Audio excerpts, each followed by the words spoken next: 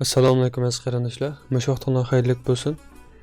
Biz bugungi darsimizda kompyuterimizga Google Chrome'ni tushirish va Tor yuzidagi mayli ingliz tili bo'lsin, mayli boshqa tillardagi Tor bekatlarni qanday qilib Uyg'urcha tarjima qildiramiz. Biz buni ko'rib chiqamiz. Oldingi darslarimizda tarjima qilgan Tor bekatlardagi va yoki har qanday betlardagi Uyg'urcha fontlarni chiroylilashtirish darsini ko'rsatgan. Hamda biz bugun qachilash va tarjima qilishni ko'rib chiqamiz. Oldi bilan kompyuterimizda bor bo'lgan qaysi Tor ko'chib bo'lsa bo'laverdi. Masalan, Microsoft Edge ya da Explorer. Mushkilsan qaysi bo'lsa bo'laverdi. Men Edge orqali tushsam bo'ldi. Masalan, men bu yerga google.com deb chizman. Bu yerga men Chrome deb chizman. Chizgandan keyin birinchi ulanma bu yerdan biz buni besish orqali tushiramiz. Hozir men buni bosgandan keyin men asl ko'rayotganinglardek xat chiqadi. Chiqqan vaqtda biz run deganni bosamiz, ya'ni bevosita ijro qilishni bosamiz. Qachilash buyruq chiqdi, shundan qo'shilamiz. Qachilash ko'znik chiqdi, shundan qo'shilgandan keyin qachilash apparati hozir oldi bilan qachilash bo'lgan to'ridan tushirib, undan keyin qachilaydi. Maqsad ko'rayotganinglardek qanchalik to'g'ri chiqayotganini ishlatayotganimizni ko'ra olamiz. Bumi yana ilgirki darslarimiz mavjud. Bu darslarimiz orqali ham qachilib olsanglar bo'ldi. Ko'rayotganinglardek normal bir shaklda qachilandi. Men buni bosaman.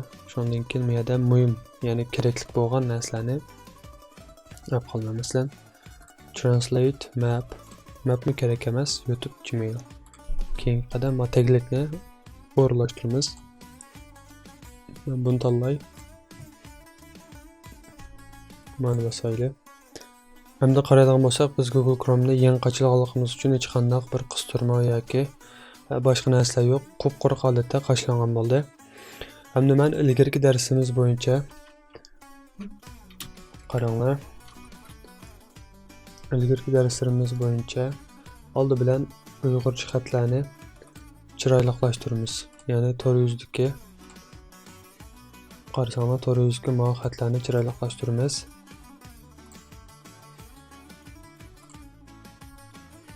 Mushtarisi orqali chiroyliqlashtirsak bo'ldi. Masalan, buni ochamiz. Ochgandan keyin a'zo bo'lmagan qarindoshlarning bayoni bisish orqali a'zo bo'lish. Agar Google hisobi bilan kirmagan bo'lsa, o'ng taraf ustidagi kirish ko'nikmasi orqali kirib bizga a'zo bo'lishni va bosh barmoq belgisini besib qo'yishni umid qilamiz. Biz bu yerda ilgirki darslarimizda 114 xil font, ya'ni xat nusxasini va Alma kompyuteriga, Windows kompyuteriga bu fontlarni qaychalash usulini ko'rsatib o'tgan. Bu shaklda qaychilsak bo'ldi. Biz bevosita yana izohat qismida berilgan Chrome Web Store, ya'ni Chrome'ningki Tor do'koniga chiqib Control bosib turib ochdim. Buniki yoki bevosita astidagi qistirmani bevosita assam bo'ldi. Bu yerda men qistirmani qo'shdim. Qo'shgandan keyin qaranglar. Hamda men ustida hech qanday hisoblarni ochmaganligim uchun hozirgidek askar chiqdi. Agar Gmail hisobinglar bo'lsa, ichib olsanglar, o'zinglar ko'rgan, saqlagan yoki saqlamoqchi bo'lgan narsalarni avtomatik o'ziga yuklab mangdi. Bir qatim qachilgan qistirmalarni o'z avtomatik shu hisobga yuklagandan keyin ikkinchi qatim Google Chrome'ni qayta yuqlashlagan vaqtda qistirmalar va yoki boshqa narsalarni qaytadan qachilishinglarni ochib bo'lmaydi. Bevosita mush hisobinglarni assanglar, bu yerdan assanglar yetarli. Ya'ni Gmail shu Google xat sanduqi. Agar Google xat sanduqini erishib bilmaydigan qarindoshlarningki, yana darsimizningki asta qarasanglar, masalan, qarasanglar bu yerda bor. Mana mushtarimizningki ulanmasi mazkur videoni asta qo'yib qo'yamiz. Bevosita mushtarisi orqali Google'da xat sanduq iltimos qilishni ko'rib chiqsanglar bo'ldi. Ko'rayotganinglardek mana shaklda chiqdi. Unda bo'lsa biz darhol tarjima qilishni boshlaylik. Bu yerga biz BBC degandan keyin hamda qarasanglar hech qanday qistirma va yoki boshqa narsa qochilmasdan bevosita translate to English deganni bosamiz. Bosgandan keyin hozir ingliz tilini inglizga tarjima qildi. Hamda yana qarasanglar options degan kirib, bu yerdan change language deganni bosgandan keyin bu yerdan Uyg'ur deganni topamiz. Qarasanglar Uyg'urni bosgandan keyin bu yerda always translate, ya'ni har vaqt tarjima qil deganni ko'rsatadi. Tarjima qilganni bosgandan keyin qarasanglar mana Uyg'urchani chiroyli shaklda tarjima qildi degan gap. Bu har qanday tor bekatga mos keldi. Masalan, CNN deb yozaylik. Buni mana qarasanglar, bir qatim tanishib bo'lgandan keyin translate to Uyghur deb avtomatik chiqadi. Bevosita buni bosamiz. Bosgandan keyin bu shaklda chiroyli bir shaklda tarjima qildi.